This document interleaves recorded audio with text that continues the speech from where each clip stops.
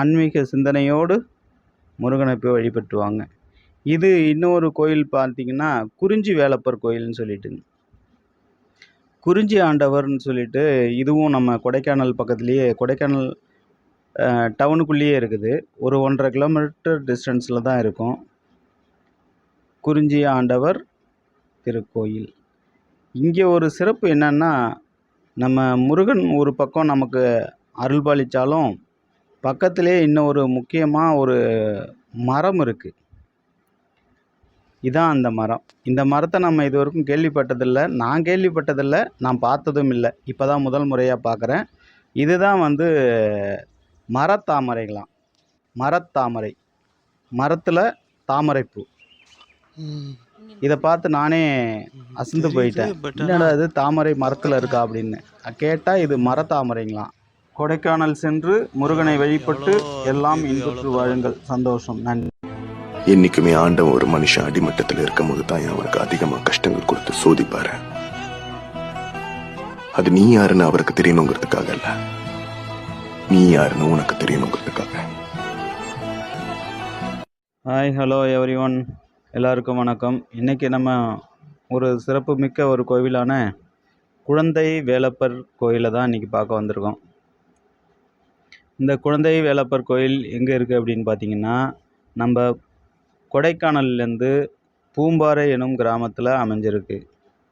இந்த பூம்பாறை கிராமம் கொடைக்கானலிருந்து குறைந்தபட்சம் 17 to 18 கிலோமீட்டர் தொலைவில் அந்த பூம்பாறை கிராமம் அமைஞ்சிருக்கு.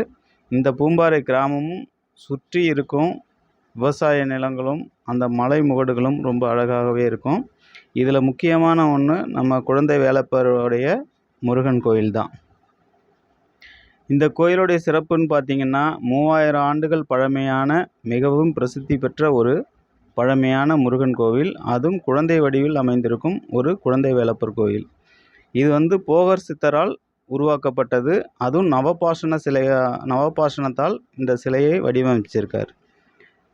அதுக்கு அப்புறம் போகருக்கு அப்புறம் அவர் சீடனான புலிப்பாணி சித்தர் அதை வழிநடத்தி வந்திருக்கிறாரு. இதனுடைய சிறப்பு அம்சம்னு பார்த்தீங்கன்னா, நம்ம குழந்தை வேலப்பர் முருகனை போய் நீங்கள் தரிசனம் பண்ணி என்ன வேணும்னு கேட்டிங்கனாலும் அத்தனையும் அப்படியே நடைபெறுன்றாங்க. அது அங்கே உள்ள மக்களின் நம்பிக்கையாகவும் இன்றளவும் வந்துள்ளது. ஆகையால் நம்ம கொடைக்கானல் அப்படின்னு போனாலே நம்ம கொடைக்கானல் சுற்றுப்பயணம் போகிறத விட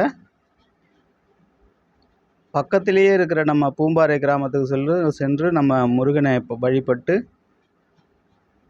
நம்ம எண்ணங்களை நிவர்த்தி பண்ணி தேவையானதை கேட்டு வரமளித்து வாங்கிக்கிட்டு வந்துக்கலாம்.